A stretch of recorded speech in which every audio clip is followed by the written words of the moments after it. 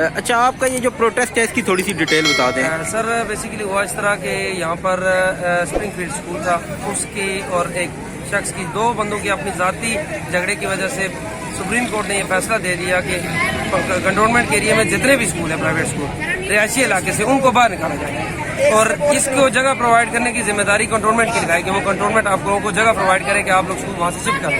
لیکن کنٹونمنٹ نے ایسا نہیں کیا. آج 3 سال ہو گئے کنٹونمنٹ مسلسل اس چکر میں لگا رہا کہ کوئی اس نے ہلچل نہیں کی. اب لاسٹ منتھ آگے کنٹونمنٹ اپنی پھرتیاں دکھا رہا ہے اور نوٹسز لگا رہے ہیں، ہم لوگ کے اسکولوں میں آ کے بچوں کو پمفلٹ دے رہے ہیں اور یہ معاملہ کر رہے ہیں. اور یہ بھی ڈکلیئر نہیں کیا ہوگا کہ کون سا ایریا کمرشل ہے کون سا نہیں. جو کمرشل اسکول بنے ہوئے مطلب روڈوں کے اوپر ہے جو کمرشل ایریا میں، ان کو بھی نوٹسز جاری کرنا شروع کر دیے ہیں. تو مڈ آف دا سیشن ہم لوگ اسکولوں کو کیسے یہاں سے شفٹ کریں. پلس یہ ہے کہ فیڈرل بورڈ اس ٹائم یا پنڈی بورڈ جو بھی ہے وہ اپنی رجسٹریشن فیس ہم لوگ سے ریسیو کر چکے ہیں. 3700 اسکول ایسا ہے جن کی جو فیڈرل بورڈ سے افیلیٹڈ ہے.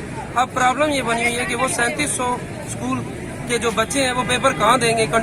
فیڈرل بورڈ نے پہلے یہ ریسٹرکشن لگائی ہوئی تھی کہ کینٹ سے باہر ہم لوگ آپ کو افیلیشن نہیں دیں گے. اب کینٹ کے اندر سے تو اسکول ہی ختم ہو گیا ہے اور کینٹ کے باہر انہوں نے افیلیشن دیے گنے چنے 500 اسکول بھی نہیں. ان لوگوں کو کہاں ہم لے کے جائیں. اور دوسرا، اگر یہاں یہ اسکول ختم کر دیتے ہیں لیٹس سپوز کہ کوئی اسکول شفٹ نہیں ہوتا، ان بچوں کا کون ذمہ دار ہے جنہوں نے فیسیں بھری ہوئی ہیں فیڈرل بورڈ کو. اسکول والے تو اسکول ختم کر کے چلے جاتے ہیں، ان لوگوں کی رجسٹریشن فیس اور یہ باقی معاملات کون سے. تو ہماری یہ اپیل ہے جج صاحب کی کہ اس فیصلے کو نظر ثانی کرے اور ان بچوں کو اور ہمیں اسکول والوں کو ریلیف دے تاکہ ان بچوں کا بھی معاملہ چلتا رہے، تعلیم بحال رہے، جو ٹیچرز پڑھا رہے ہیں ان کا بھی روزگار چلتا رہے اور ہم لوگوں کا بھی روزگار چلتا رہے.